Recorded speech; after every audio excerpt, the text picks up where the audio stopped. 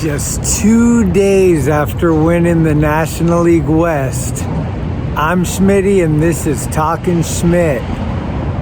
Right outside of Oracle Park. Today on the show though, we got Kevin Kowalski. Kevin is a pro skateboarder who has walked the bloodline going from Lifeblood to Blood Wizard. What do you think it was like in there 2 days ago? Let me tell you something. I got 3 words for you. Let's go Giants! Let's go Giants! Let's go Giants! Let's go Giants! All right, next week, we're in the playoffs, kids. But for today,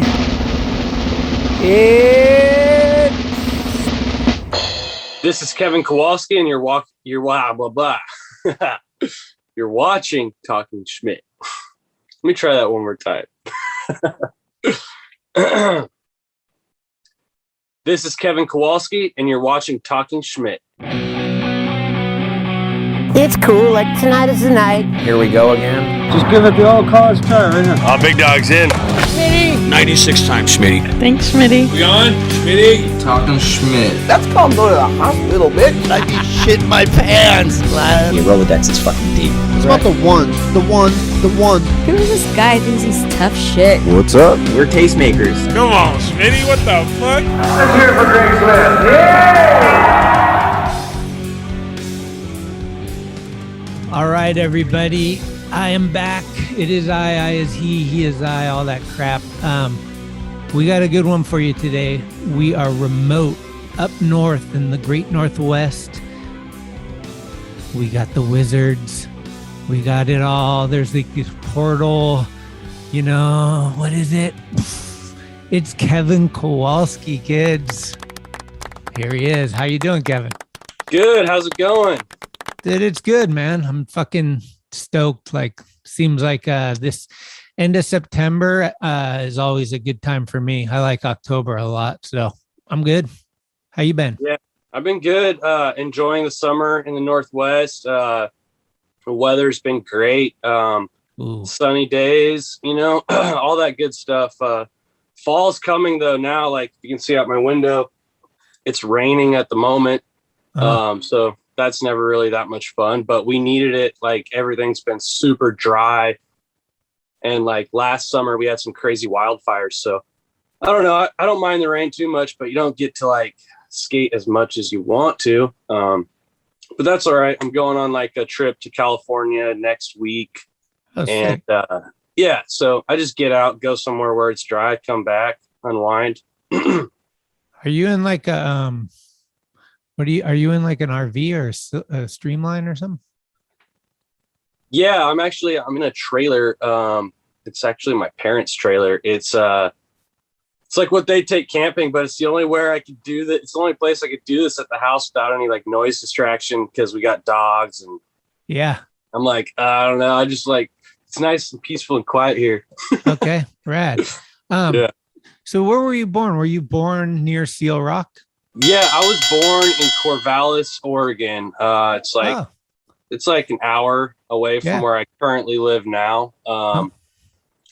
But yeah, I live in the house that I was raised in. And I've been here ever since. It's pretty nice. My parents are super cool. They've always like supported like what I want to do and like let me build a concrete bowl in the backyard. And so cool. Yeah, so I'm still here. We've been talking about like expanding the property and like all these ideas, and we're like looking into some new projects in 2022. But yeah, that's what I've been up to. That's where I've been. It's like familiar, you know. I've like thought about moving to the city, but I kind of like it in like that small town because I don't know, get kind of lost in the city. There's like a lot going on, a lot of crazy people and crazy stuff and things. And I go there enough as it is. So when I'm like, I want to unwind and get away, I come out here and it's just like, it's quiet. It's nice. I love it, dude. I love the fucking, I don't know. Space just becomes more important the older you get. It's really nice to just have space.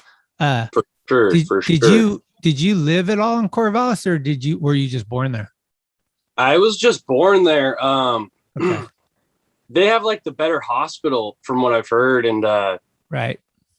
I guess like when my mom was pregnant, she was like, I'm going to have a baby. They like took the hour drive to go to the hospital just to make sure they were in like a better hospital. Okay. Like, we have a hospital here, but it's like, it's not as good as the one in Corvallis. So. And your dad's like a gnarly fucking chainsaw artist or something, right? Yeah. Yeah. My dad, he's been making like wood sculptures his whole life with a chainsaw and other like hand tools. And so my grandpa, Ray Kowalski, he's been like making wood carvings for a long time. And he had like 6 acres of land off the 101. And he had like my dad and his brothers all like making wood carvings with him. And they had like this amusement park set up where you could like rent donkeys to take through and look at all the wood carvings they made. And it was pretty cool. I remember like growing up there as a kid and just seeing all these different characters and like my imagination just going crazy and like just seemed like just this crazy like imaginary place that, you know, I think some of these sculptures were like real as a kid. But yeah, so I grew up around there and like watching them do that. And I just run free as a kid and ride dirt bikes and skate and just like play out in the woods and stuff. Where was that on 101? Where? It was off the 101 in Seal Rock. Not really much of a town, kind of like a ghost town-ish place, but they were like the main attraction on that little strip of it, whatever you'd call a town. We had like one little store and a post office and like their wood carving. Oh shit. You know that hotel that's like out there somewhere and it's like every room is like different, it's like books, it's like different authors and stuff? Not sure. Hotel with like books, is that in like Lincoln City? It's nearly, I think it might be, is it Newport or something like that maybe? Might be. I'm not too familiar with that. Okay, it's sure. By, you know where the it's like the largest sea lion cave is up there somewhere. Maybe yeah, Florence. Yeah, I think Florence. Maybe that. Yeah, so that's like an hour away from where I'm at. And yeah, it's a crazy drive to get there. We have like these windy roads along the coast with like these crazy like viewpoints and like just pull outs where you can just pull over and go on these little trails and look at crazy stuff. But okay, I never really went to the sea lion caves just because I see the sea lions like in the nature all the time. I'm like, I don't want to like pay for this ticket to go look at the sea lions that I see all the time. Yeah, I went there once on a Vox trip. I think it was just like we were coming through and we fucking went for it. And it's pretty cool actually. You take an elevator down and it's like, it's kind of Disneylandish. It feels like almost like fake a little bit, but it's like they're all in this huge cave and they're just, yeah, it's pretty cool. I've seen videos of it and stuff. I usually just stop at like Cape Perpetua. And there's this place called like Thor's Well and Cook's Chasm. And like, there's just like these crazy like features on the beach of just like spouting ocean water up in the sky and like crazy little like just like sinkholes where the like ocean like sinks down and just like spews up and just like water falls back in. It's just like, I go out there and go on like little walks every once in a while. And yeah, it's pretty nice. You guys sick little fucking Goonies type cave situations that you've like. I found a cave. Yeah. Like actually a friend came through and told me about a cave. And I was like, no way, man. I live here. Like, I know where everything's at. And he's like, no, there's this cave that this cult used to live in. And you just like, you walk down this crazy, like hill, climb down these rocks, and there's just this huge like big ass cave that goes under the road, and like it's pretty big and creepy. But went there a few times and checked it out, and like seen some crazy like spider monster thing. It was like this big. I've never seen anything like it before, and I was like, it's just like a cave dweller. I don't know what that is. Yeah, it's fucking beautiful up there. I love your zone, man. I mean, anytime I can get to Lincoln City or that area, I just drive from what we usually do is we cut over probably Corvallis area, like Eugene or something, and then go up. Like I never go the whole way up. It takes way too long, but we'll usually go from like at least like from Florence all the way up to Lincoln City and then cruise over to Portland or something. That's our usual route, and hit like Walport, all the different parks. There's like so many. But I gotta ask you, I mean, so how the fuck do you find skateboarding? Like you're kind of out in the middle of nowhere. You're on the coast. Like your backyard's not built. Like what drew you to it? That's a good question. Yeah, I mean, I live on the end of a gravel road in like a place that doesn't have a school. It doesn't have a grocery store. It doesn't have like street spots or a skate park or anything. But we had TV, I guess. And I'd go to school and I'd see skateboarding on TV. I'd see skateboarders at school. And then like at a really young age, I just thought it was awesome. I think I was probably watching the X Games or something on TV and was like, whoa, like guys jumping dirt bikes and like, like Tony Hawk on the half pipe or whatever. I'm like, I want to do something like that. It looks fun. That's cool. And like, so yeah, I mean, I think I just like found out about it somehow. And like one of my friends had a skateboard. And I remember he had like two actually, when we like pulled him out of his garage and we were just like messing around on the ground. And like, I was like, this is cool. But my parents, they wouldn't let me get one. They're like, no, it's too dangerous. Like, what are you going to do? Like with that, but for some reason, like they're like, you can get a dirt bike. Like if you save up your money for a dirt bike, like we'll help with the rest or whatever. And I like saved up for a couple of years and I couldn't afford a dirt bike. And then I took my money to school and I gave it to this kid that I knew. His parents let him like go to the skate shop and buy skateboards and stuff. And I think I gave him like $200. And I was like, I want this setup. Like go to the skate shop and get me this setup.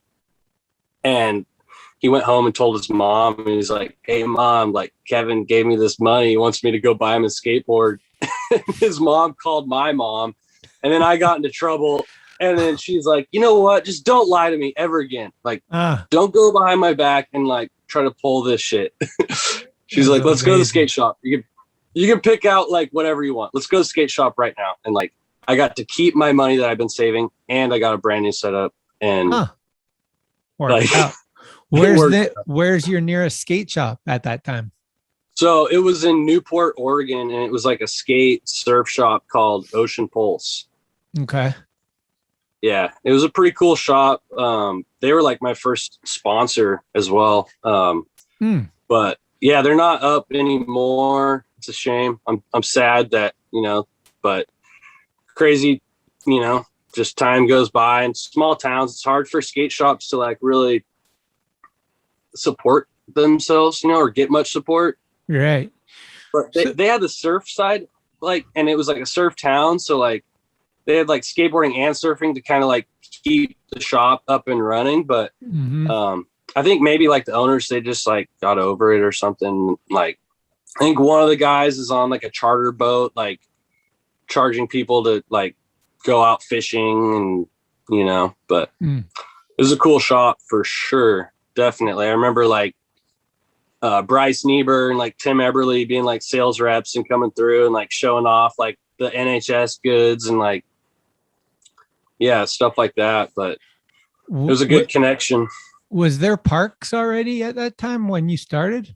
Yeah. So there was Lincoln City, of course, I'm pretty sure was like the first one. And then just the top part probably, right? Yeah. Well, there's actually like a different bowl, like there's a different park that was like built before the top park. And my dad was like on this like softball team thing, and like we would go there with the family as kids, and I see these guys like up building and skating this shit in Lincoln City, and like just go check it out. And then like like it changed like over a year. It was like a completely different setup, and they built what's the top park now, but I'm pretty sure that was like Dreamland's like first official project. Mm-hmm. But then we had like the Newport skate park too. But that was around. It was like Newport and Lincoln City. And Newport, the one that had like the cinder block wall that had like sand that would kind of blow over sometimes. Yeah.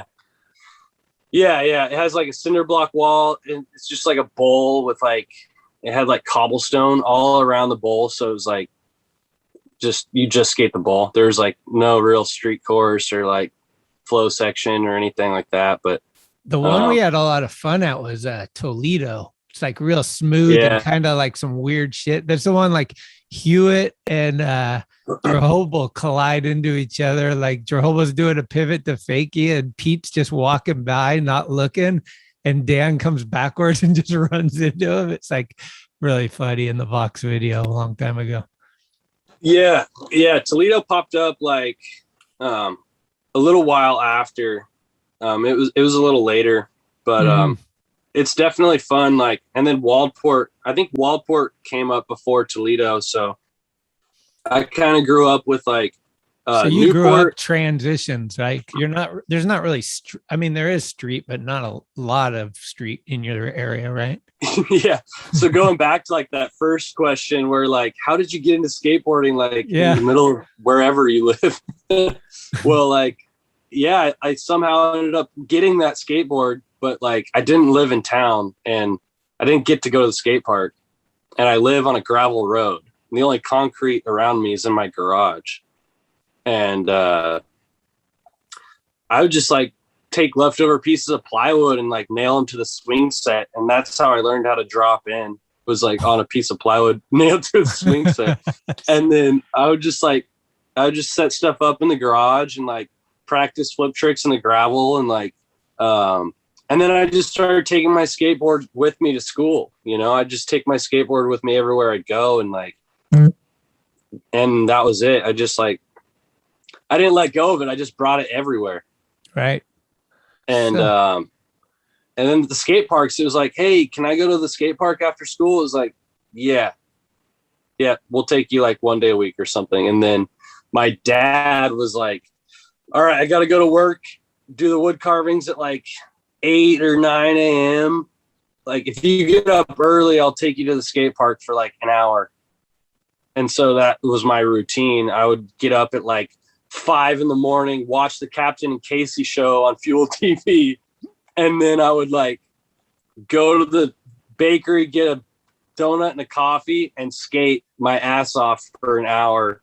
Sick. And then one day, like, it's crazy. Like one day I went there to do that, and there was like this tent on the side of the bowl, and I was just like a little kid. So I like shot my board out into this tent and like woke up whoever was in this tent, and it was like, come to find out, it was Sam Hitz and P-Stone.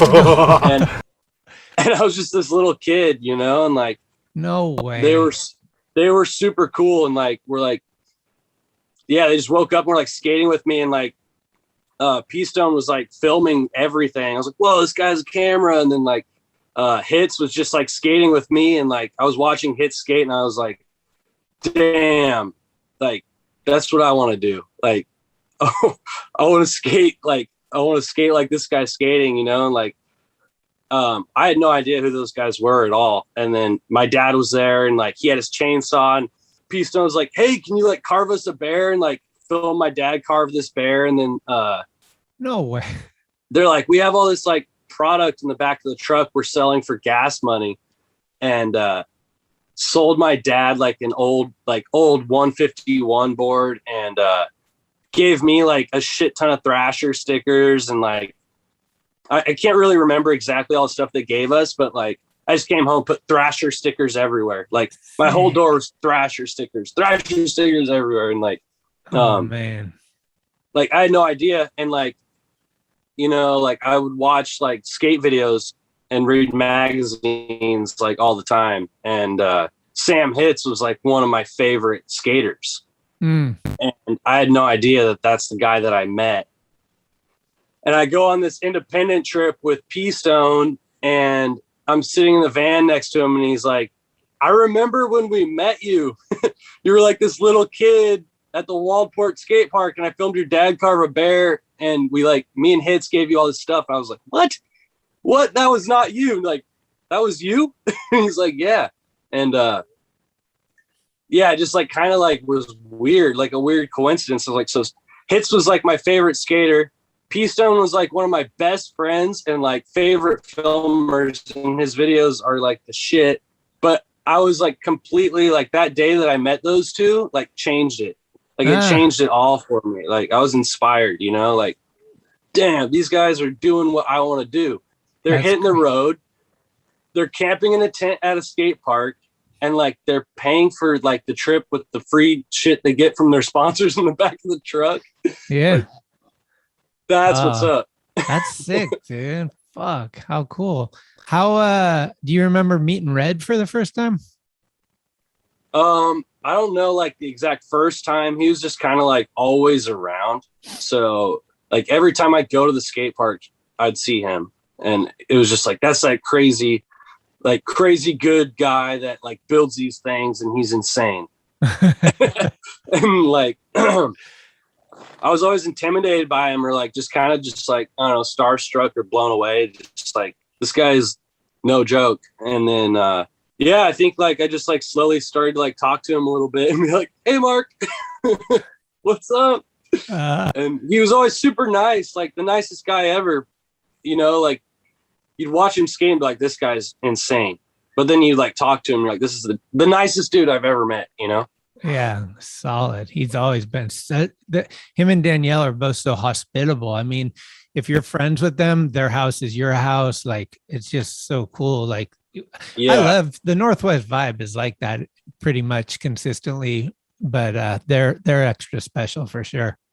Definitely. Yeah. I remember like the first time skating his bowl, I was like, this thing is insane.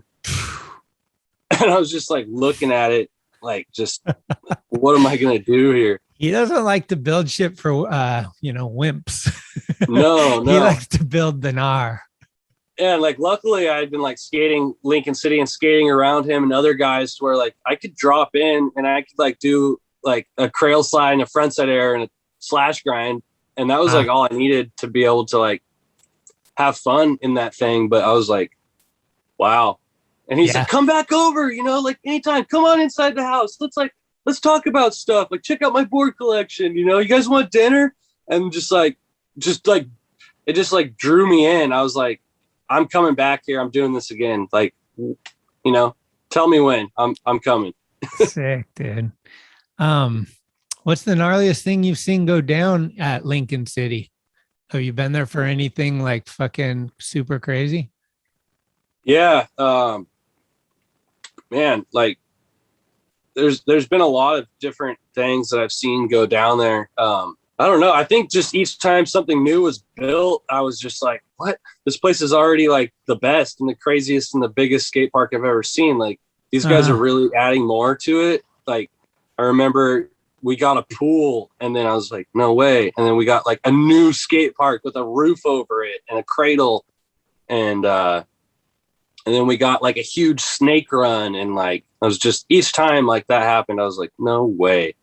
And there's like always those trifectas, like those trifecta events were just like, I was pretty young for those, but I don't know. It was like a good like introduction of just like how a bunch of skaters come together and just have a good time and just, yeah, everybody brings their like vans and whatever and just like.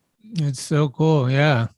And then I think the Rip Ride Rally was like definitely like the Rip Ride Rally was probably the most insane like memory I have of Lincoln City.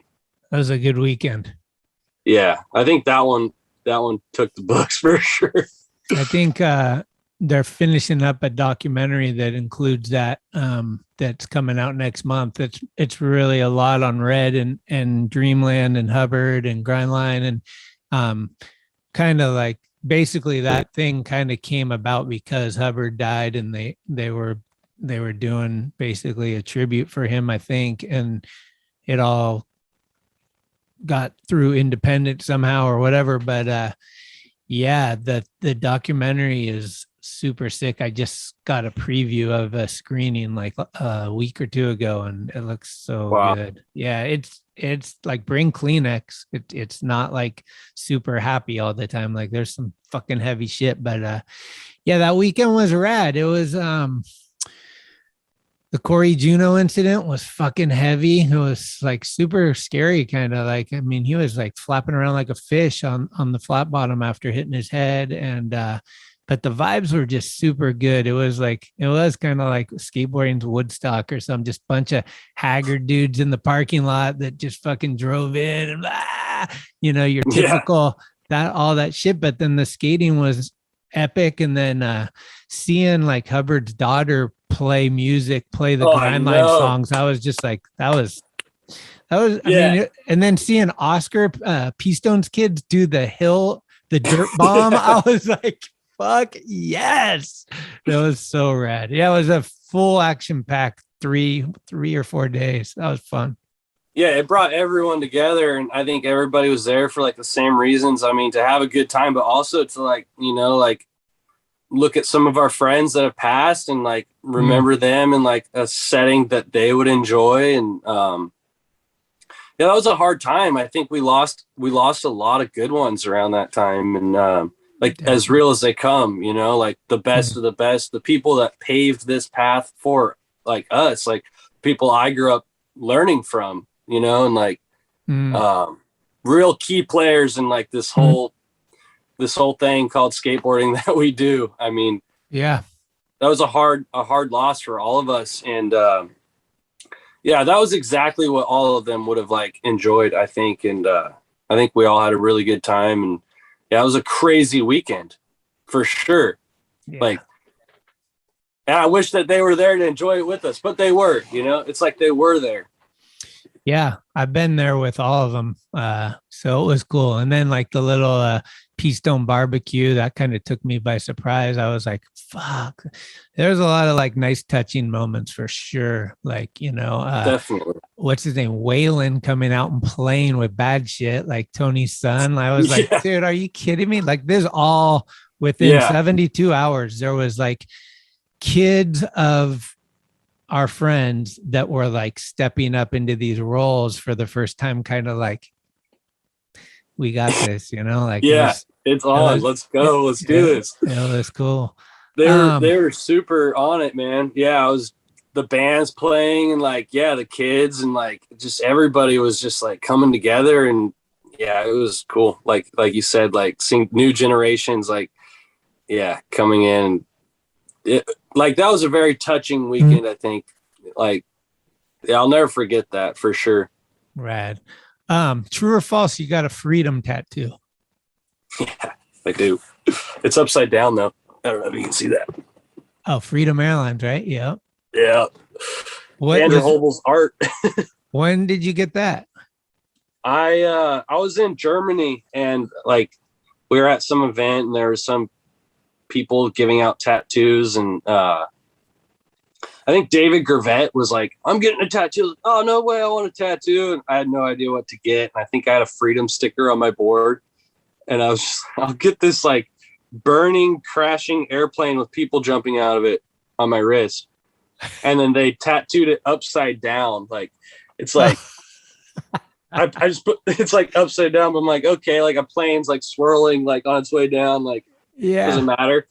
And then Bryce Knights was like, dude, how are you going to pass customs with like a burning airplane on your wrist? Like, you better wear a long sleeve or something when you go through security. I was going to say, have you ever got fucked with?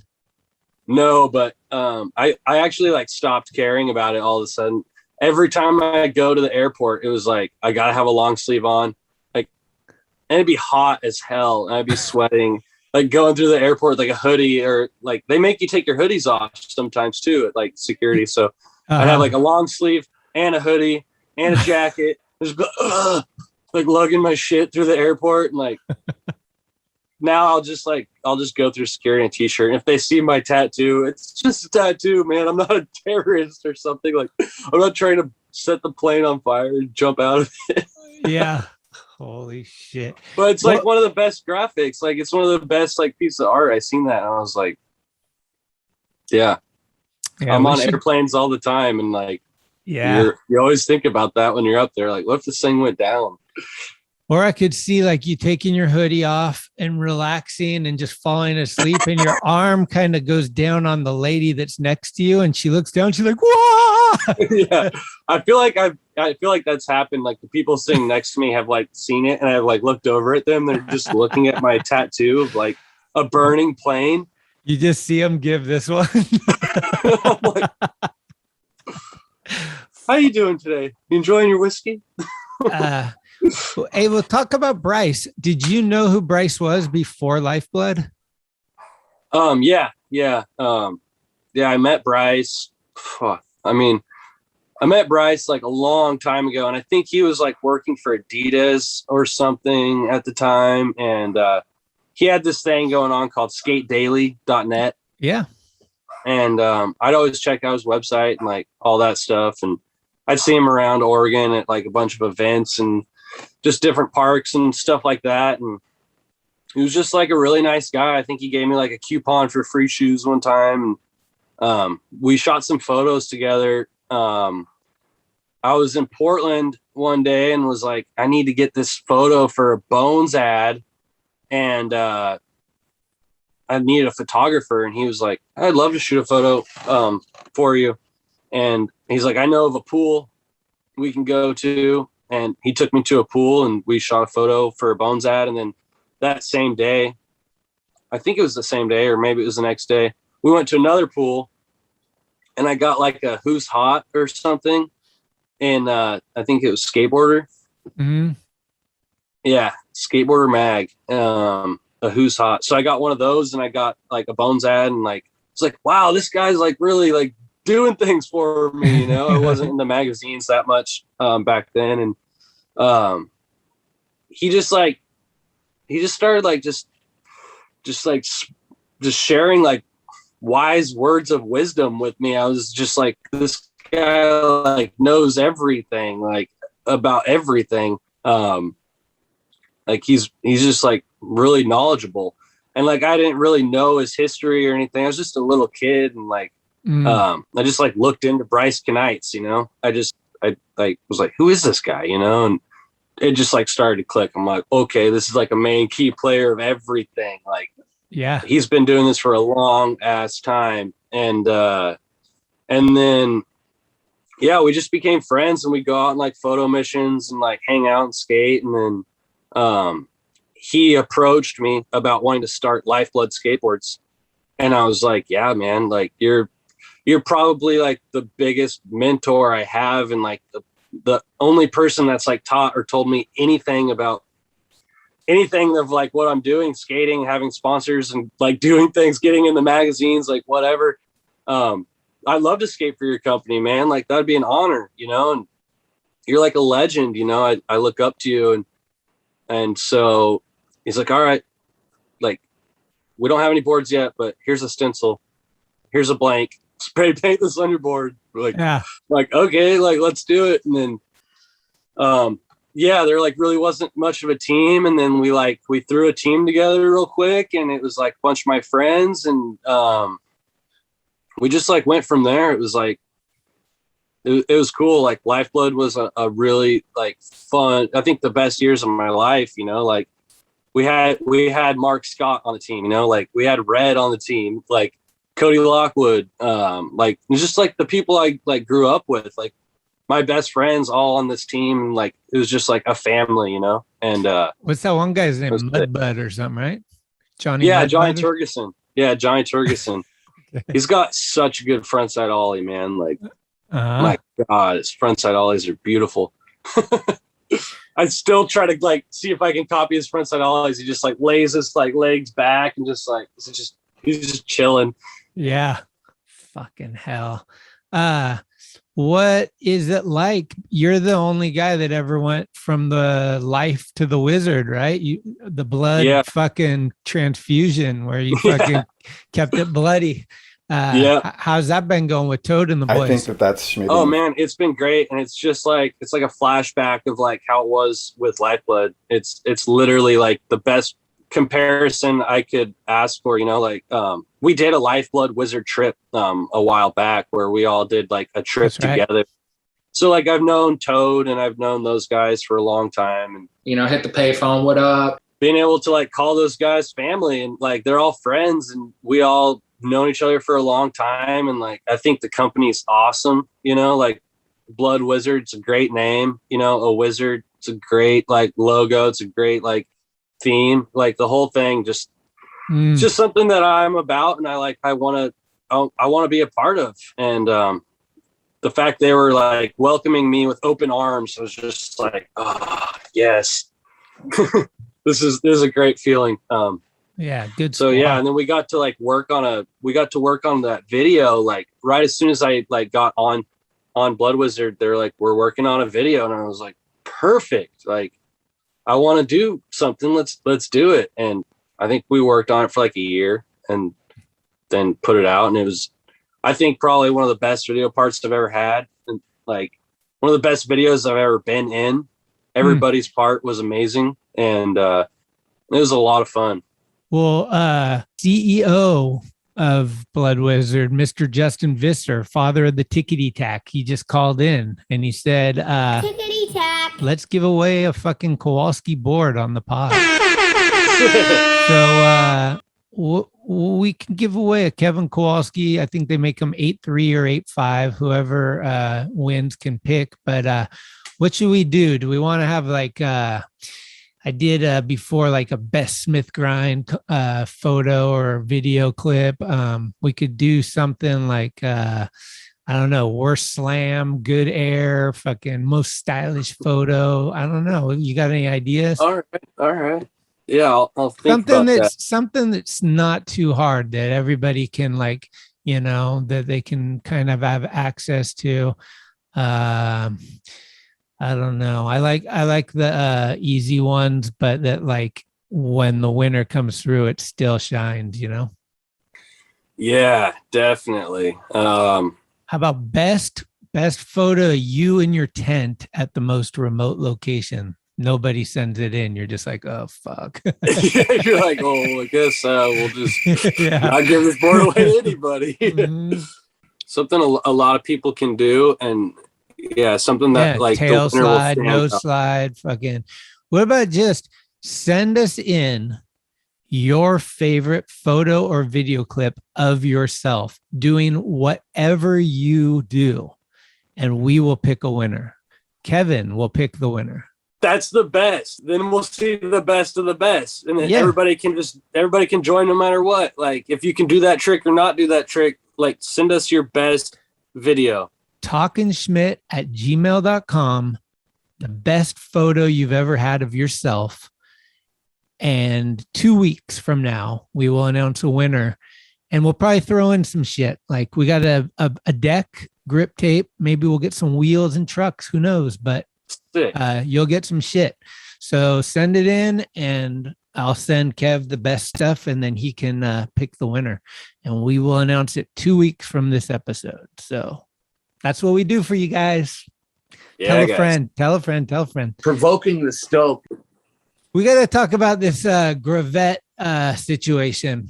I heard you won the worst housemaid award at Gravette way back when. Oh man. Yeah, he brings this up all of the time. What's the story on it? Can we talk about it? Oh yeah. And now, another first impression with David Gravette. Oh no, I went so far downriver I ended up on Kevin's episode of Talkin Schmit. Well, I guess I'm here to tell Kevin's big blowing it story. Sorry, Kevin. I don't mean to harp on this. I know we've gone over it a million times, and you're the fucking homie, and it's all love now. It's been that way for a while, but yeah, all goes back to, I think, around 2009, 2010. Bones trip. It had been going for a few days, and everyone's favorite wild card, Jake Duncombe, was there, and me and him had this.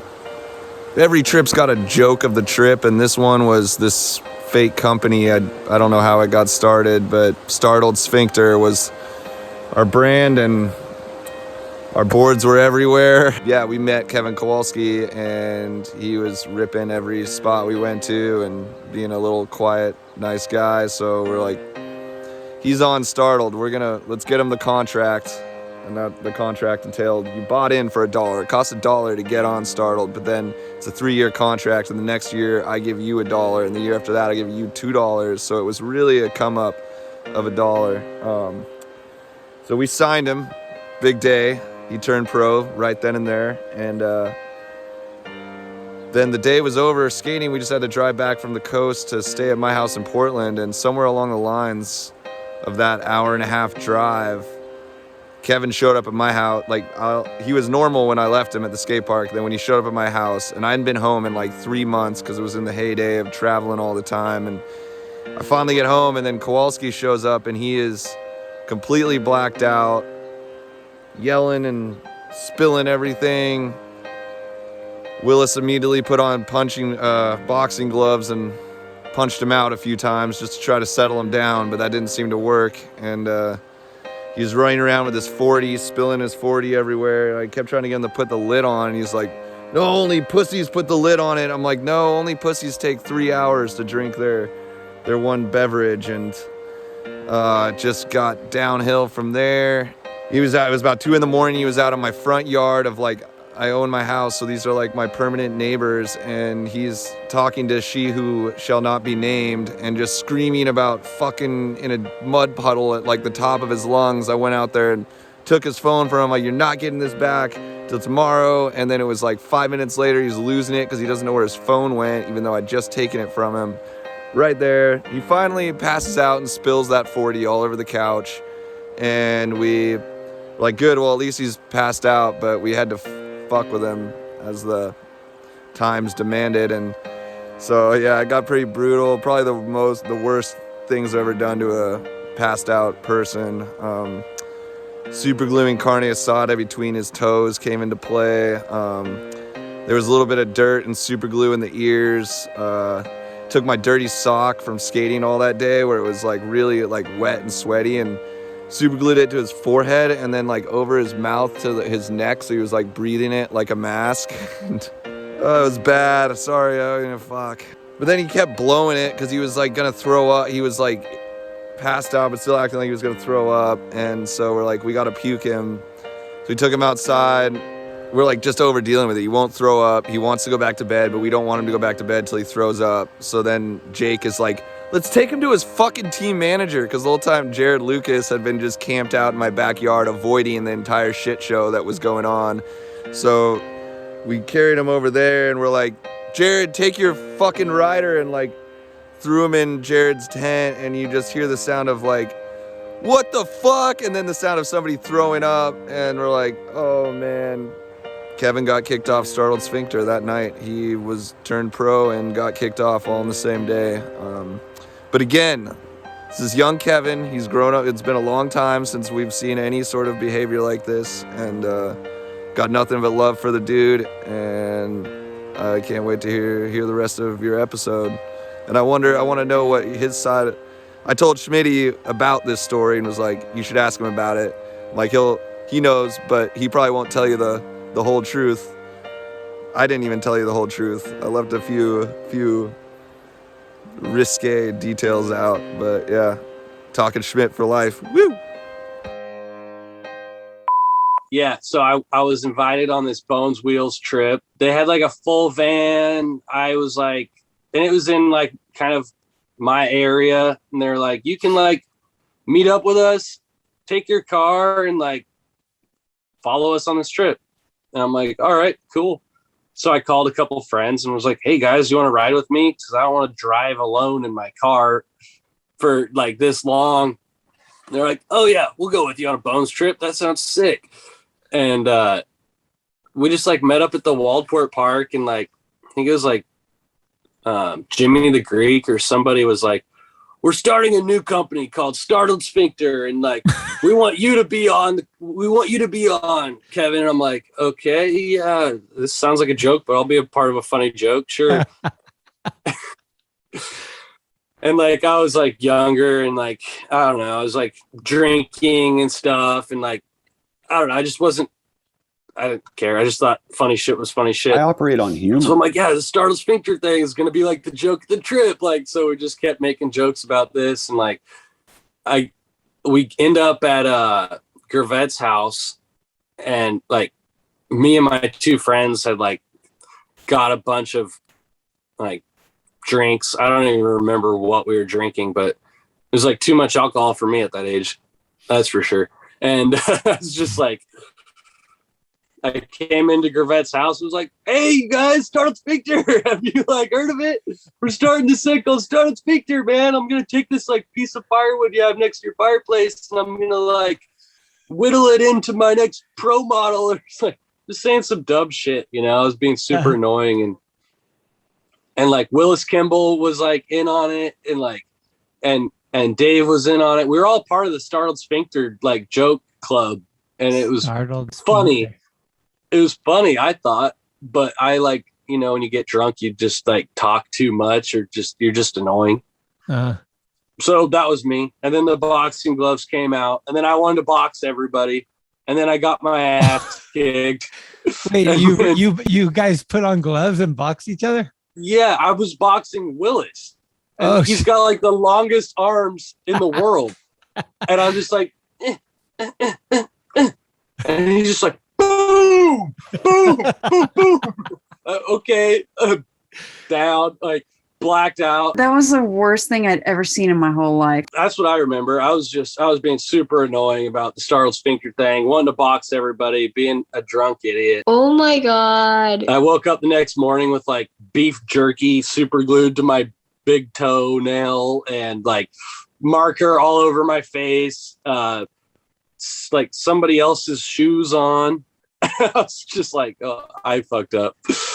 Whatever I did last night was not like, this sucks. I had a headache. I was just hungover, covered in Sharpie. Hashtag, are you okay? Yeah, I think I was probably, from that event, Gravette's worst house guest. Well, I hate to do this, but because nobody knows this more. I love David Gravette. He knows this.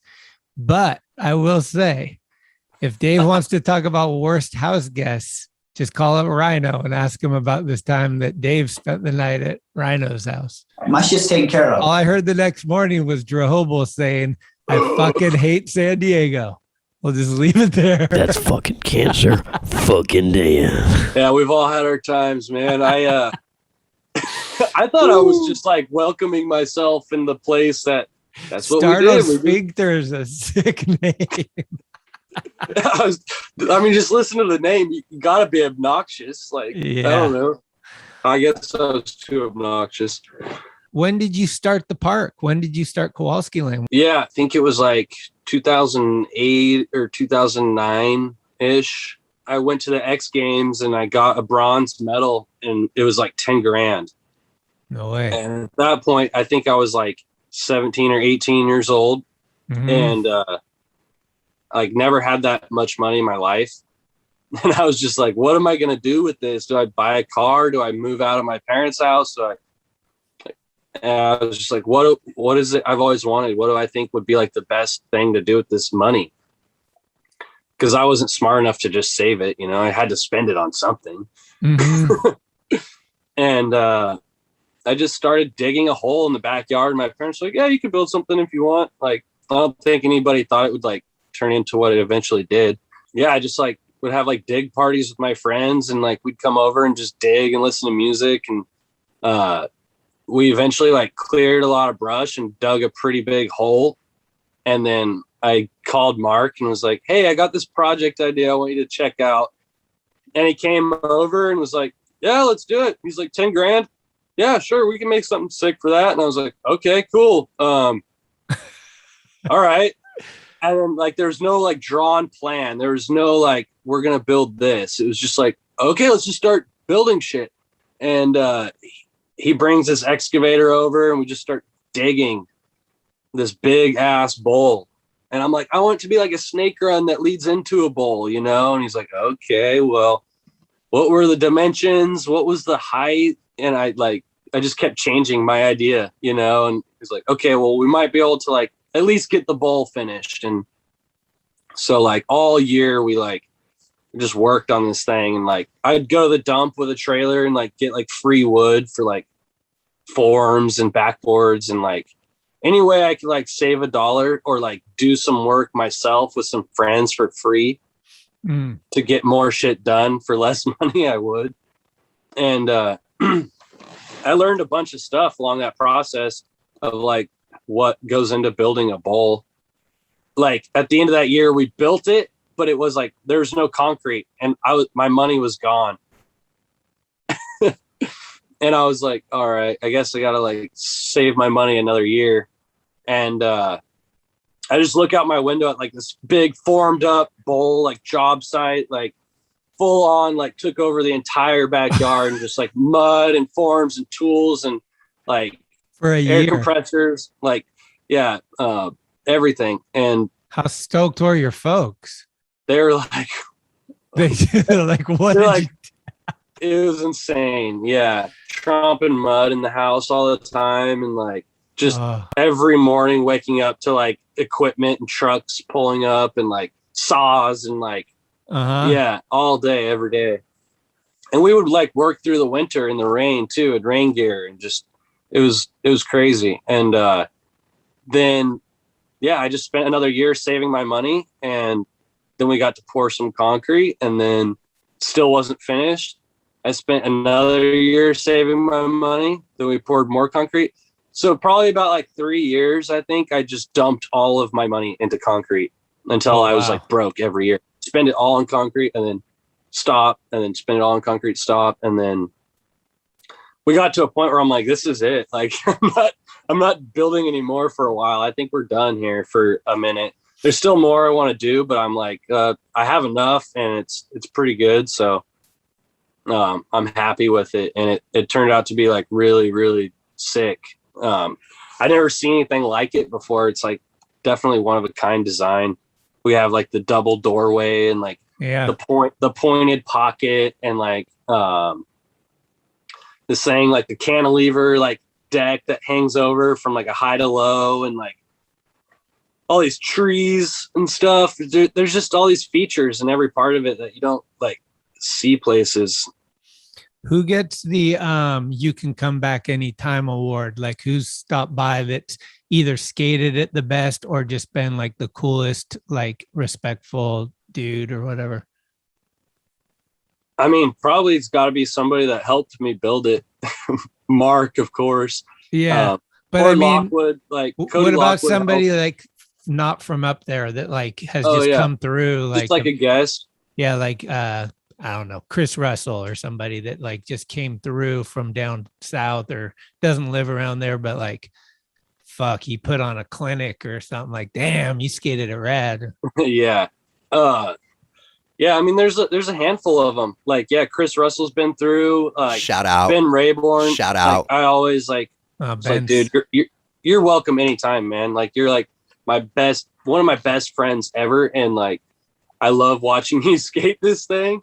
So he was like always like open arms. My mom loves Ben, and like I love Ben, and like I love Ben. What do we know about Ben right now? I don't really know. I think last I heard he's in Texas and he's got a GED and he was like working a job and like just doing his thing, you know, like I'm not really sure. I saw a video of him like a year ago at a skate shop, like flipping through the clothing racks or something with his dad. And God damn, I'm not really sure. I miss the guy. I'm like, dude, we were literally like, we were like brothers, and I haven't heard from you or seen you in like years. So. Hasta la vista, baby. We went on skate rock trip together. We roomed together. And then 2 days into the thing, he hit his head, broke his glasses. Me and Joe Brook took him to the hospital. And I think it was the last time I've been like with him in person. That was a while ago. Yeah. So. I mean, yeah.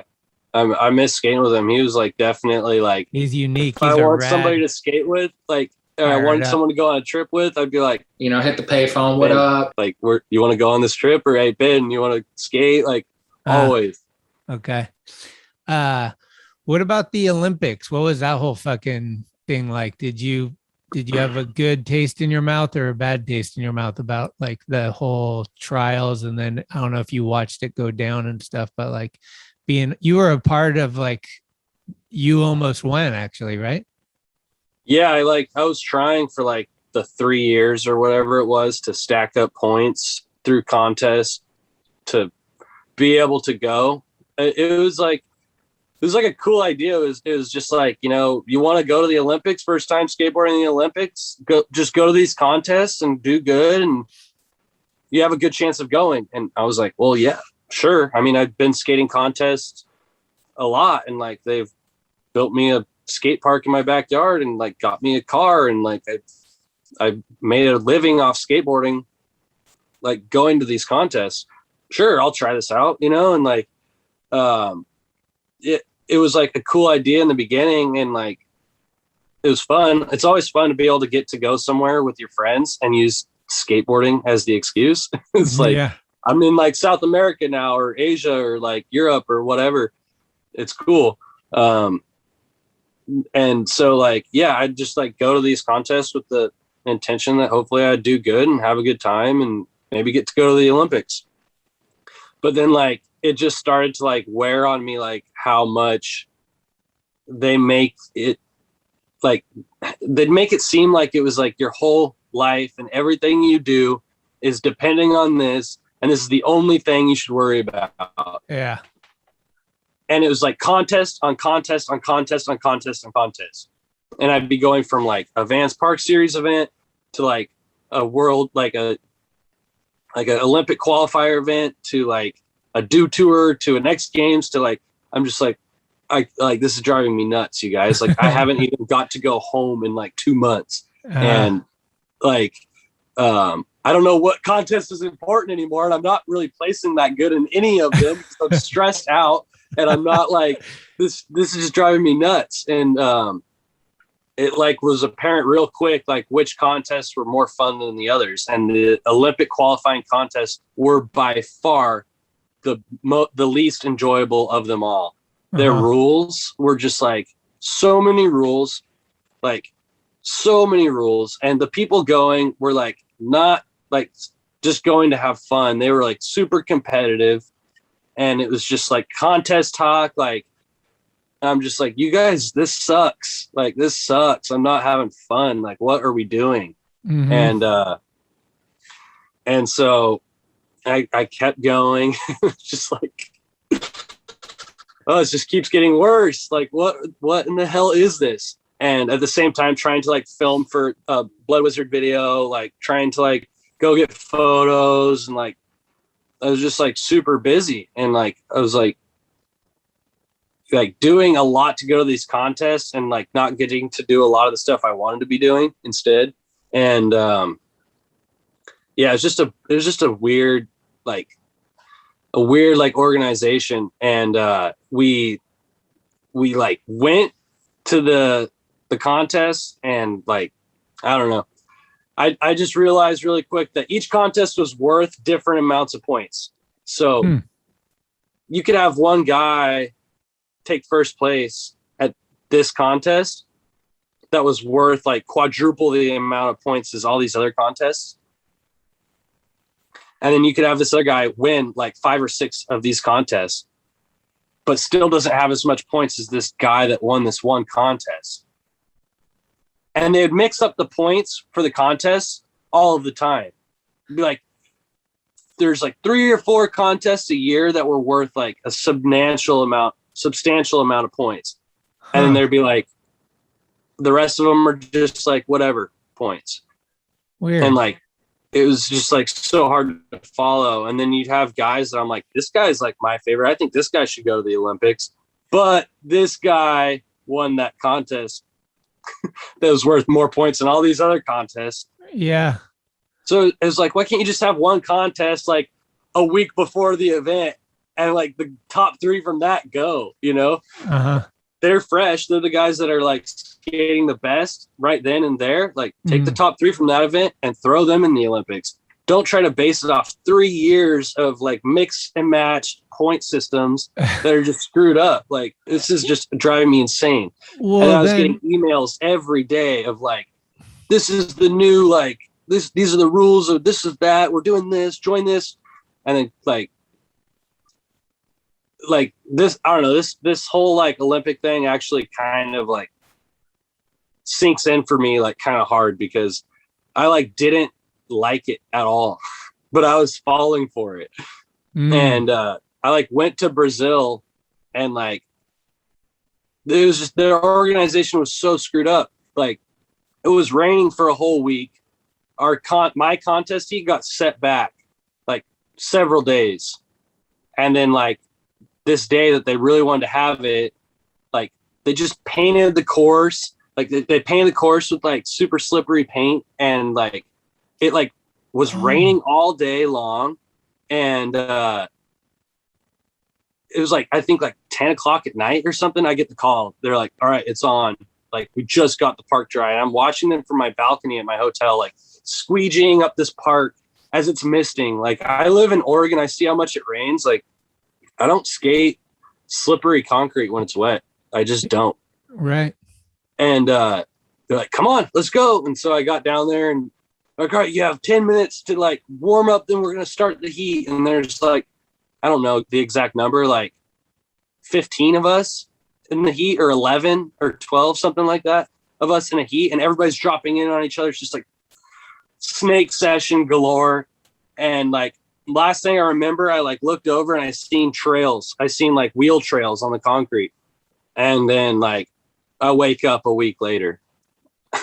I like supposedly like hit my head during this like rushed, crazy, like snake session warm up under pressure with the weather and the slippery paint. And like supposedly I hit my head. And I don't know how, like, I don't know. There's no footage. Like, there's no footage. Yeah. Isn't someone filming the whole time at those things? I thought so. Yeah. And so I just like, I don't remember anything. So I wake up a week later in a hospital in Brazil. Were you in a coma? I was in a medically induced coma for like a week and like in Brazil. Yeah. Come to find out, like that was like a brand new hospital that was built like 4 years prior to that for the Olympics that were in Rio. And it was like a nice state of the art, like hotel. Okay. If I were to go to the other hotel, they're like, you would have been fucked. Oh. And Mark Waters was there, I guess. Like he called my parents. He was like, yeah, Kevin's not looking good. You guys should come. I got to go home. And then like my parents flew out there, I guess. And then like I woke up to them. But at the contest, they were like Tom Shar and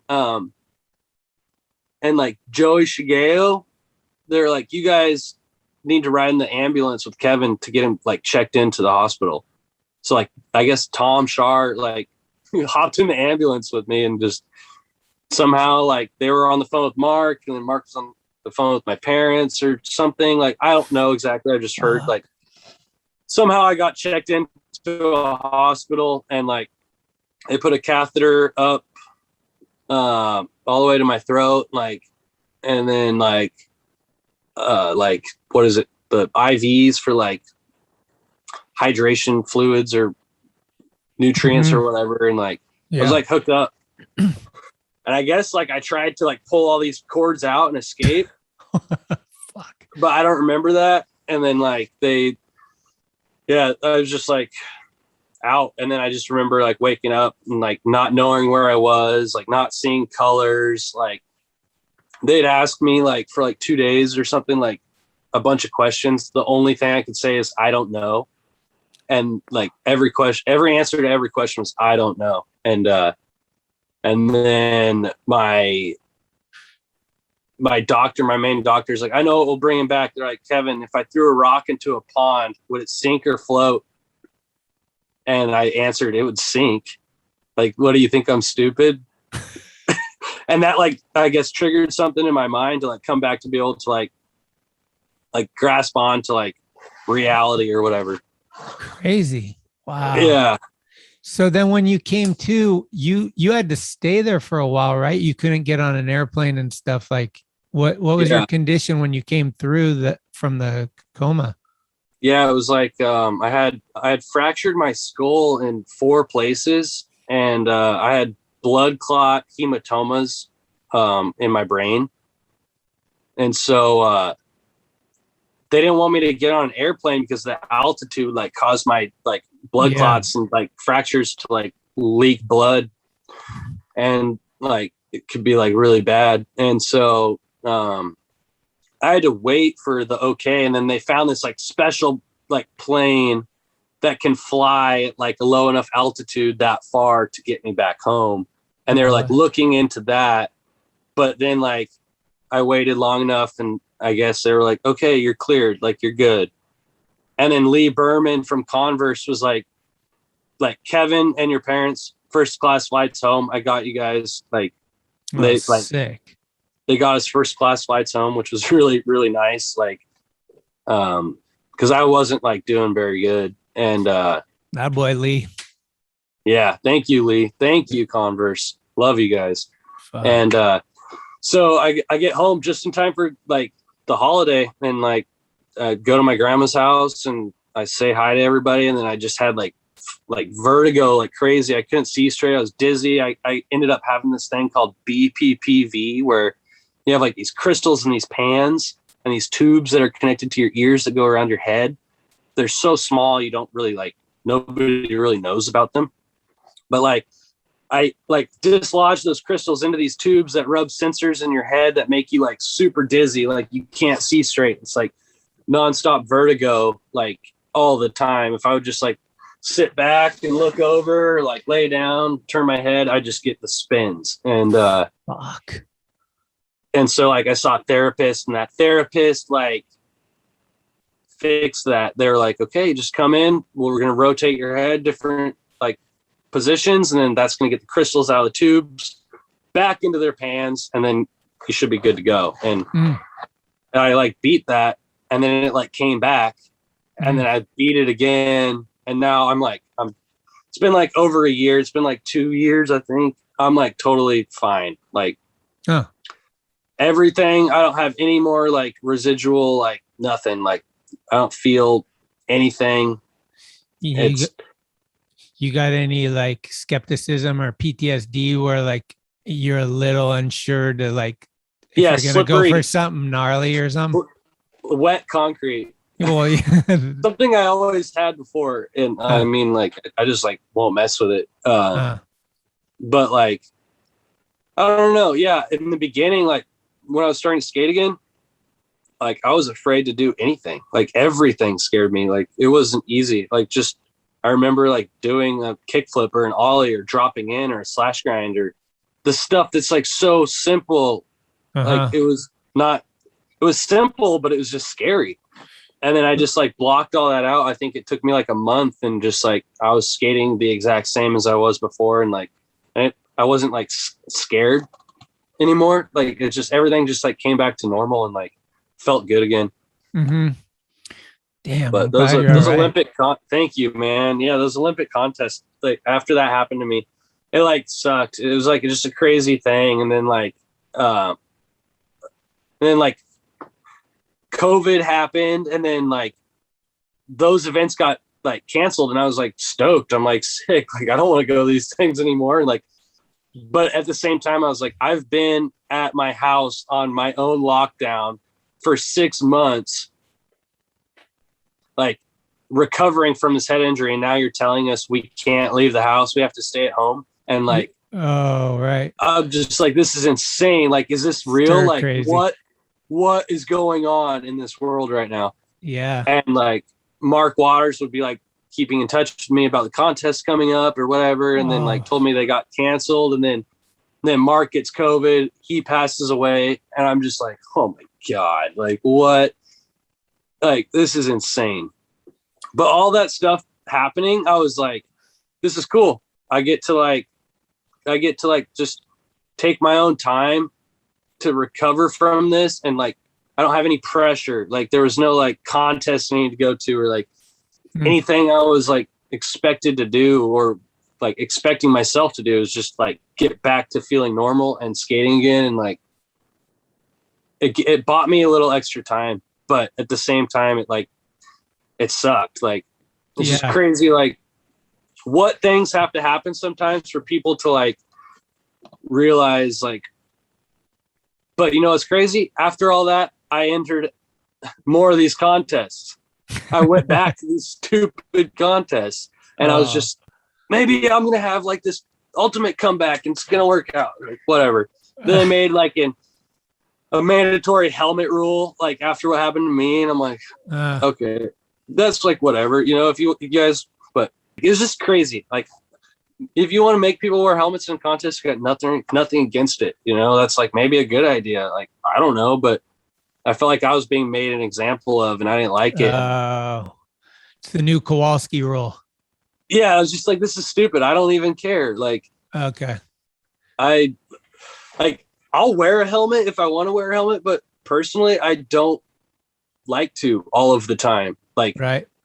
Yeah, I understand. If I want to skate a contest, and you're gonna make us wear helmets at the contest, sure, I'll put a helmet on. Or if I'm at a vert ramp and I'm like wanting to skate vert with pads and a helmet, like, I'll throw a helmet on, but I'm not going to carry my helmet around with me and make sure that I wear it every time that I skate. Like, it's just not, I just don't want to. I don't like to. Right. It's just,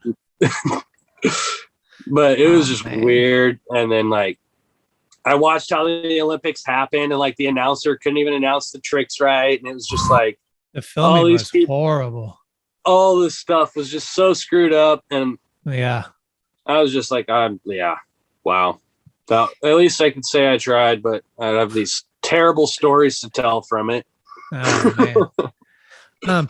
Hey, I got just a couple more things, but let me take a quick piss. I'll be right back. Sounds good. Hey, it's Corey at Blue Plate, 3218 Mission Street.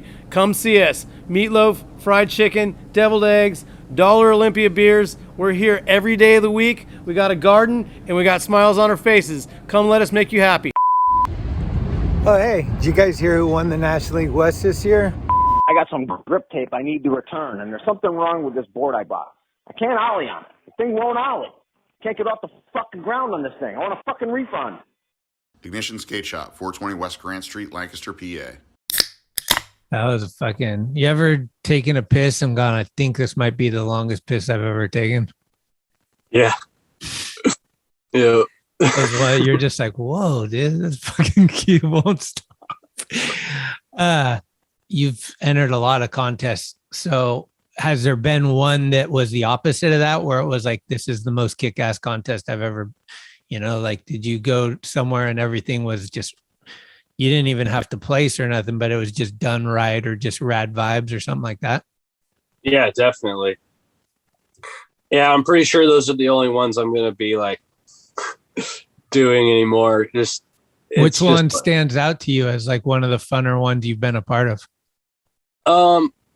There's just like been a few. I mean, like we were saying, the Rip Ride Rally, not really a contest, but they like made it a contest, but it didn't feel like a contest. It was just sick. Yeah. Like, everybody's like having fun. There's music, people are partying, we're skating, we're seeing a bunch of friends. Like that was the shit. And then there's like the Vans Park series. Those are all right. You know, those weren't bad. I had fun at those, you know, like all of our friends were there and we were all having fun, and there wasn't like strict rules. And it was like, yeah, we're skating a contest, but this is cool. Like, I really like those. Like, Jeff Grosso was always there on the deck. Like, talk to him and hang out with him. That was like my favorite part of those, was like hanging out with Grosso. And then it was like, I don't know, there's been other random ones in Europe that I've went to too, that like John Magnuson like would put together, and like those were a lot of fun. And like I was able to go back to Europe like several times to go to this event. Like, that was a good time, and like that was fun. Like, stuff like that is sick, you know. It's like just a fun time, you know, like, but the Olympic rules, you know, like that's way too much to like tell a skateboarder, you know, like it's just way too much. Yeah, and the drug testing, even like I was just tripping on like Pedro and these guys not being able to smoke weed must have been so hard. Yeah. There's just so much like the drug testing, the safe sport classes, like saying the word coach and saying the words like training and saying like the words like, I was just like, you guys gotta be kidding me. And then there's all these people that you wouldn't ever imagine like saying that stuff. And you're like, dude, you are annoying. Drinking the Kool-Aid. Like, yeah, they poisoned you with something. You're brainwashed. Like, this is insane. Oh man, all I wanted was Corey Juno to be on the cover of Wheaties. That was my big wish. Like if that happened, I would have said I backed the Olympics. I think I saw like Matt Berger on a cereal box. Really? Yeah, I think it was like Cinnamon Crunch or something. I don't know. I saw Jagger Eaton on some late night show, and it was not a good look for anybody. I was like, whoa, this is fucked. Yeah. Okay. That was tough. But yeah, man. I mean, to be honest, like the girls kind of shined. I liked the girls. The street actually, especially, was like, holy shit, these girls are doing front crooks down Big Rail. Like it was sick. And like the emphasis on having fun was definitely there, which was rad. And it didn't feel, from my perspective, like there was that hostility, like competitiveness. With the dudes, it just, I mean, a lot of dudes flailed too. Like it just didn't look like skateboarding was fun. There was a lot of attempt bails in the street, especially, was like, ooh, like if you're not in tune with skateboarding and you see some guy do a kickflip backlip, you don't really know what that entails. And to see a guy try it 12 times, you're like, this guy sucks, you know? So I just felt like the bowl contest was obviously better. It's easier for those dudes to stay on and do their runs and stuff. But I don't know. I was really amazed at how bad the filming was. From my perspective as a filmer, I was just like, what the fuck is going on? Did somebody just grab the crane camera for the first time and they're just experimenting live? Like it was insane. I was like, what is happening, dude? But oh man, I'm glad you're okay, dude. I remember when that went down and it was just like, holy shit. And to be so, not third world, but you're far away, you're in another country and they do things a lot differently. And to just have head trauma is never, I mean, I felt for you. Definitely. It was good that like you had the crew though, if Tom was down there and then your folks flew down, right? Yeah. Yeah. Okay. My folks flew down there and it was at a good hospital. And like, I really lucked out like for that sort of situation. I think I was like, definitely like taken care of like as quickly and as best as possible, which was nice. But yeah, man, I agree. Like what you're saying, those girls killed it. And I actually like enjoyed watching that. That was like really, really cool to see, you know, and there's like, they were just like all rooting for each other and they were all like having fun. They were all skating really good. Like it was cool to like showcase that and like let the people see like how good like these girls are, man. Like, and it gave them a place to like really like show everybody that is like, I just thought it was awesome. And like, I'm super proud of all of them. And I wanted Alexis to win so bad. I was like, oh my God, she's making the cut. Like, I know. Yes. Yeah. Yeah, definitely. Well, what's going on nowadays? What's up with the portal dimension? And you're working on some stuff, right? Like you got some new clips, and what do you got going? Okay, yeah, I started a clothing and apparel brand in April. Just like took an idea and like turned it into something, and it's like something I've always like thought about doing, but never really did, and like. I'd seen people do it before and like I've seen people like start companies or brands and like kind of like been a part of them from when they started. So I kind of like, I had an idea of like maybe what to do. And so I just like took what I learned from like those guys and just kind of tried to like do it myself and see if I could do it. And my girlfriend, Kendall Elliott, she also has like motivated me and helped me along the steps and the process of doing it all as well. And I can't thank her enough for like motivating me and like helping me and like being like a partner in this idea, you know? And so that's been great. And it's good to have an extra helping hand, like do stuff, because if I were to like try and do this all myself, I'd probably still be just like talking about this idea and not doing anything. So that's been great. And like, yeah, just like tied some connections together and like put it out.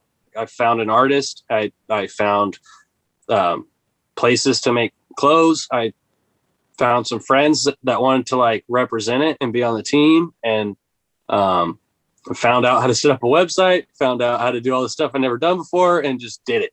Right. And it's been a lot of fun, actually. Like every day I have an idea for it or like something I want to do. And everybody on the team is like really good friends of mine, but also just like amazing skaters and like really solid, nice dudes that are just like really good guys to have on a team of any company, I think. And so that's cool to like. Who do we got on the team? Who are some of the dudes?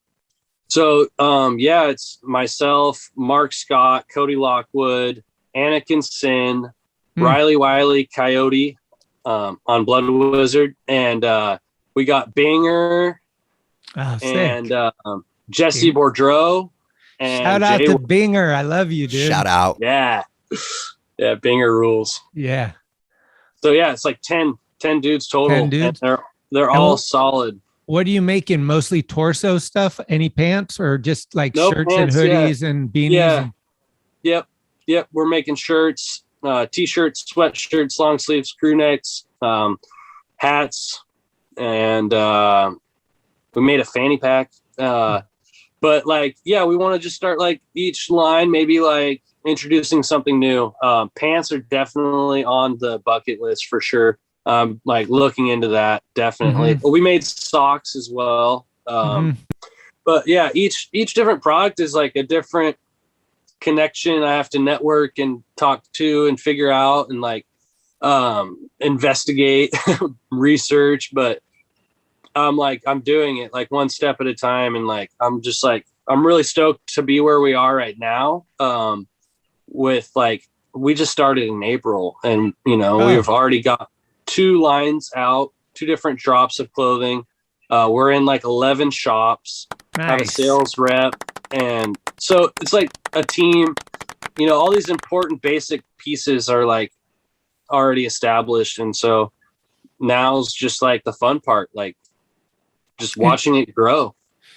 I mean, it's a lot like life. It's like every day, if you have an obsession and you're fucking like into it, if you can learn something or advance in any type of way, it just makes living so much funner. Like tomorrow, like you might have 5 sales. You're like, that's all I needed. Now today ruled, right? Like I got a new shop. That's sick. I got a new writer. I got a new graphic. I got a new idea.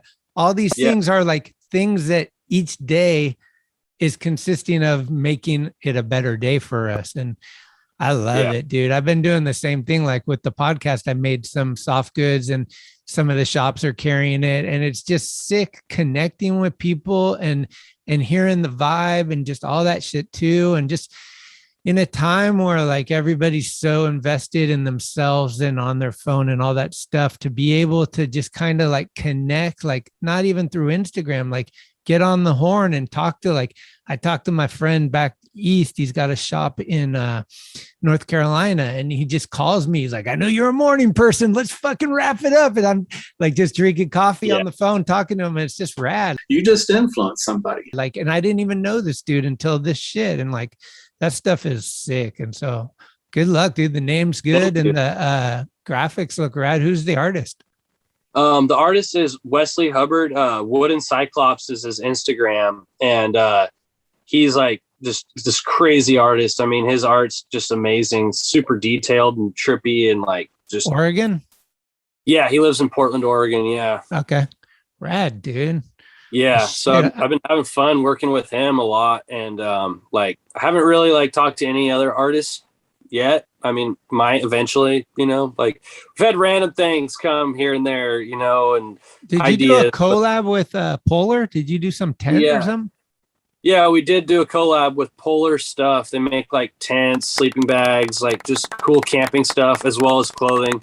Sick. Too. And yeah, they're like, well, let's do three tents. Let's make 3 tents and do an Instagram giveaway. And like, yeah, so we like did that. We just like heat pressed our logos on 3 of their tents, and like we like, yeah, did an Instagram giveaway, and like people were super like into it. It was crazy. Like we gained like 1,000 followers, but then lost 100.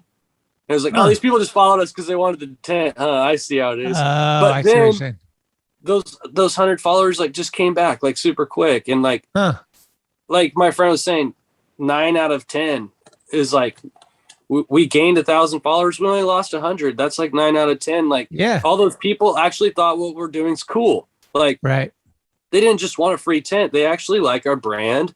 They like our art, our product, our team, you know, whatever it is that we're doing something right because these people like it. Yeah. And that's just like, yeah, like you were saying, every day there's something that happens that you're like, oh, this was a good day. Like if I can like make a shirt and somebody buys it, that's a good day, you know, because you design something or you have an idea for something, like nobody's going to like this, but there's always somebody that's going to like it. Yeah. Unless it's just like nothing, you know, like there's always somebody that's going to like it. And so exactly. Yeah. And that it makes you like happy. And like you said, there's like all these shops now that like I can like, I know about, you know, I'm like, I'm going to like go say what's up to these guys next time I'm in their area. Like I know this guy's name. Like, these are all skate shops right here that have sent me stickers, and I started this thing. Wow. So if you're out there and you don't see you on there, get a hold of me, send me a sticker. I want you on my wall. But yeah, dude, that's the shit. Is like, it was the lockdown is what happened. Was I was fucking like you, dude. I was losing my fucking mind. I'm in an apartment. No, I can't even go outside. There's homeless people everywhere. It's just like, fuck, I don't have a yard, whatever. Anyway, long story short, dude, the kid in me came out, and all of a sudden I'm a sticker collector again. I found skateboard stickers. I had this huge tub of all my stickers. I go on Amazon. Sorry, I don't support Amazon, but I did. And I bought fucking like 4 binders. They come in, and I fucking alphabetize every sticker. I put one of each in the binders. I start building my collection. I'm like this. So I was getting like a kid in the candy shop, and all of a sudden it hits me. I'm like, I got to have a skate shop binder, like not PAL and your traditional, just shops. So I start reaching out to my friends that are in shops, you know, Elias, all these different dudes. And I start getting and all of a sudden the deluxe thing hits where Mark Gonzalez does the graphic for a bunch of shops. And I'm like, fuck, dude, I need every one of those. So I start calling shops. And I'm like, I'll buy a shirt. Can you throw the sticker in? And I start collecting shit. And it's just like fun. And I'm like, I'm paying $20 every week to a different shop, getting a shirt that I can support them, stoking them out. And then they're a part of my family now on the podcast. And it was just like the most positive thing I could do during such a depressing time. And I was like, man, I'm old and I suck, but fuck, I'm evolving. I'm getting smarter or something. Like that was cool. Yeah. Oh yeah. Oh, see. Oh yeah. It gets deep. Oh, see. No, that's super smart, man. And that's like really cool. Like you're just like supporting them and they're supporting you, and you guys were friends. Dude, we got to just support. Everybody's got to support each other. Yeah. Like the whole fucking, I was watching this fucking thing, and it's so true. Like, when did ratting become cool? Who said rats are cool? Like, oh, so-and-so did this. Oh, so-and-so did that. Like everybody's a narc now and they think that's rad. Fuck you. You don't have any cred. That sucks. Like, let's fucking support each other and be cool with one another. Nobody wants a tattletale. They never did. They never will. So fucking stop, dude. Stop it. And all your animosity and hatred, like, oh, I'm stuck in fucking my mom's basement and you are doing fun things. It's like, suck it. Yeah. Is that real? Well, what's up? Are you gonna, you got a full part, or are you gonna have a full team video, or what are you guys working for? So yeah, I got like a bunch of ideas. Like the wheels are turning, you know. And You gotta put the stamp on one. Yeah, I gotta roll put the it thing on and one. okay. I've been working on filming for something for a while now, and I have like a good amount of footage saved up, and I don't really know what I'm gonna do with it yet. I have a YouTube channel. Starting this company, I'm like, I might be able to do something for this. Because nobody's like asking me to do something, and I haven't asked anybody to do something. I know that I have stuff and I want to do something with it. I don't know what. And then like I have all these guys on the team that I know can get stuff if they don't already have stuff. I know they can get stuff. Right. And they've actually like hit me up, like Binger's like, hey dude, when are you gonna send me some stuff? I'm like, I got stuff for you. Rad. Like, I'm gonna get you some stuff right now. He's like, sick. Also, I got a bunch of footage I'm gonna send you guys way soon. I'm like, I didn't even have to ask. Well, once it starts rolling in, you hold that over other people. Like you're like, hey Cody, did you see the footage Binger sent me? And Cody's like, wait, what? Are we working on? And then all of a sudden Cody's got a folder coming your way, and that's how it works. Yeah. Because nobody wants to be the dude that's blowing it. You know, if 19 out of 20 dudes are killing it and you're the one guy not. I'm not claiming. And I'm stoked. Like I got 2 guys from Blood Wizard on the team, Anakin Sin and Riley Wiley. And like, we're actually going on a trip to Grass Valley for the Good Times contest. They're putting on this fun event, and Blood Wizard's a big sponsor of it. So we're just going to hit the road. Our trip's the 30th through the 4th. I think the event is on the 3rd. Oh, maybe I'll try to drive up there. You should. Yeah, you definitely should. Big dog's in. Emil will be there. We got Gus Valley. You ever skate Gus's Bowl? I don't think I have. No. You got hit it. It's pretty sick. It's sick. Dude, he lives kind of like you, a lot of land. And so I'm on a little group chat with like Anakin and Riley, and we're like, spots, like filmer spot, like what's there? Where we go? Like, should we like hit this or do that? I'm like, yeah, we should. Like, okay. Where's Anakin at these days? Is he in Portland or where's he? Yeah, he's in Portland. He actually, super proud of him, just like started a new band called Color Shift. Any of you guys like watching or listening or whatever you're doing, get a chance, go on Spotify and type in Color Shift. His music is like, it's perfect. It's amazing. Ooh, imagine this. Okay. I can only dream this up. Who was the first pro on Blood Wizard? Well, it was a Thai kid. It was Ben Cron and Chris then, who happens to be Anakin's dad, right? So what you do is you fucking download Anakin's band, you fly to the Big Island, you get a tattoo from Chris while you're listening to Anakin. That's the shit that we live for. I want to do that. Hell yeah. We always end it with a jam. Like if you walk into the bar and you want to fucking put on the fucking, yes, let's fire up the crew. Or if you're fucking, I'm loading some songs for my trip to Europe, whatever. Like what's the song that's definitely going to be played? Color Shift. Fishtail. Okay. Is it Gregson approved? I don't know if it's Gregson approved. I'm sure it is. I mean, it's Anakin's band and the music is great. All right. That's sick. I got to give props to Chris Gregson and Mike Manzuri, the Mammy Tezuka. Konnichiwa. Both fucking her Blood Wizard. And I think it was, I don't know, she's got some energy drink sponsor or something that Mike just put out a little part too. Like, boom. That was sick, dude. That was an amazing part, man. Like I saw that photo. It was an ad in Thrasher. The Ollie pipe to pipe disaster hang up in. Yeah, I saw that photo and I was just like, this photo is epic. Like, what? I can't wait to see the clip. And then, like, sure enough, the clip was just as good as the photo. And like, everything, that whole part was just like mind blowing. Her Smith grinds are like the best Smith grinds I've ever seen. Like the shit she's doing in pools. Like she's like one of the gnarliest like chicks in the pool ever. Like wow, you are so good. Gregson told me before it came out, he's like, this is the best female transition part of all time. I was like, ooh, heavy. Okay.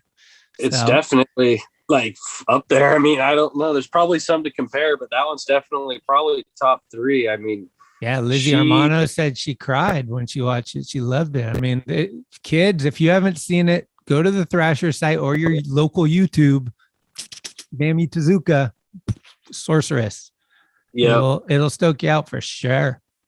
Yeah, and also Nolan Mescal. I mean, like Blood Wizard's been doing some stuff lately that I'm sure everybody's like seeing because it's been all over. But yeah, like Nolan Mescal just turned pro, and his part was insane. Like, so yeah, definitely keep your eyes out for that guy. He's on a terror, absolute rail chomper. He'll grind the craziest handrail you've ever seen. I mean, Gregson he's putting in a lot of work. The dude is fucking driven. He's up early. He's calling around. He's getting on rhino missions. He's doing whatever he's got to do. Definitely. He's helping out with Blood Wizard. He's helping out with Thrasher. He's follow filming fucking that shit. What was it? Clay Kreiner or Shar? The mega ramp in down south was so sick. I think it was Tom Shar. Yeah. Follow film on that was fucking epic, dude. Like I was like the whole Tom Shar just at whose ramp is it? Elliot Sloan's, right? It's like holy shit. I'm like, damn, these guys are doing it. So props to that for sure. The best follow filmer in the game for sure. Who do we think is in the contention for Skater of the Year this year? Man, I've definitely like seen some contenders and like I've heard some things out there, but there's like a lot, man. There's a lot, and it's hard to like pick one in particular. Like I think this is one of the only years I've been like kind of like I don't know who could take it. Like usually have like 3 guys, you're like for sure it's gonna be them. But this one I'm like there's so many like random ones where I'm like so this could be anybody's game, seriously, like anybody's year, and the year's almost up and the stuff's still coming out. Like I think that Evan Smith has had a phenomenal like 3 or 4 years, and having the cover on the Bay Bridge is fucking legendary. So he's definitely in the top. I was gonna say that's one of them, and I was actually just thinking that the other day. I'm like this Numa landslide stuff, man, and then I'm like that cover, and like he's been on it, and he's one of my favorites, and I think one of everybody's favorites. He doesn't have a slow year any year. It's always the best year. And I don't know, but for me, the Yuto is so goddamn good. I don't know if winning the Olympics hurt him, like did it? Who knows? But he can skate. He can skate everything, and he's fucking so good. So those are 2 guys that like I'm pretty sure are gonna be in the top 5 for sure. But like you said, there's a ton of people. Desenzo had an insane part this year. There's a lot of good video parts came out in a year where like we're supposed to not be outdoors so much, kids. Yeah, for sure. Yeah. Well, fuck, dude. Thanks for taking the time. It's good catching up with you, and hopefully I'll see you in real life sooner than later. Maybe I'm gonna hit up Toad and see what's up with this Grass Valley thing. I got friends in Grass Valley, Nevada City. John Cardiel used to live up there. Chris Sen was up there. Antonius Dincho, Hansi Driscoll, you name it, they've been there. Yeah, I can't wait to go, man. Hopefully I get to run into you out there. I'm looking forward to it. I think we're like a week away, and I'm just like, getting everything ready. I'm stoked to hit the road. Hopefully weather permits. Yeah. Okay. Well, here you guys go. We're going to sail off into the sunset, and this is Anakin Sen's new band, so check it out. Thank you, dude. Stay safe, and hit me up anytime. I appreciate it, man. I can't wait to like see this put out. I love how you're putting them all together, and all the edits are like perfect. It's like you have like the funny little snippets that come in here and there, and then you have like the intros and outros. And I'm learning too. Like along the way, it's just kind of like, oh, okay, I could do this, and I've been. It's especially with the lockdown, it saved my ass. It's been helpful to just connect for like whatever an hour and a half with a friend and be like, okay, today was cool, you know. Yeah, no, I'm super proud of you, man. I love it. I love it. And I can't wait to tell Mark that I did one of these because Mark loves this stuff too. Oh, like, sick. I see him with Talkin Schmit shirt on like almost every day. He's got your shirt on. Rad. I said, Danielle said, hey, we want the orange ones because all of our workers. And I was like, I sent him a big box. And then she sent me a photo of all of them. I was like, oh, you guys are the best. They're so dude, I love them.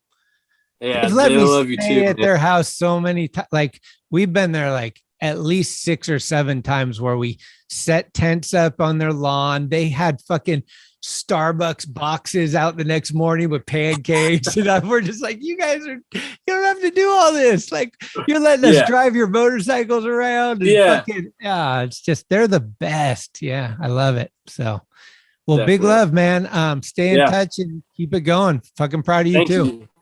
Oh yeah. Thanks, man. Yeah. I'll hit you up on our way up there or down there. Yeah. Anytime. See you later. Thank you. Thank you for listening to another episode of Talkin Schmit. You can subscribe to the show on iTunes, Anchor, Spotify, or anywhere you get your podcasts. When you subscribe, you'll get notifications every Tuesday of new episodes the minute they become available. Also, please leave reviews and a 5-star rating. It's the best way to help the show grow. All of the episodes will always remain free, but if you would like to help support the show, you can do so at talkingschmit.com, where you can pick up some merchandise like t-shirts, beanies, hats, and stickers. The website has an entire archive of all of the episodes, with extra photos and videos. Email us with any suggestions, comments, or ways that the show may have improved your life at talkingschmit@gmail.com. All interviews are conducted, edited, and produced by Schmitty. The intro music is Mary's Cross by the band Nature. Very special shout out goes to the executive director, Sharal Camisa. Shout out. Love it! This is Talkin Schmit, where the Rolodex is deep, but the conversation is deeper.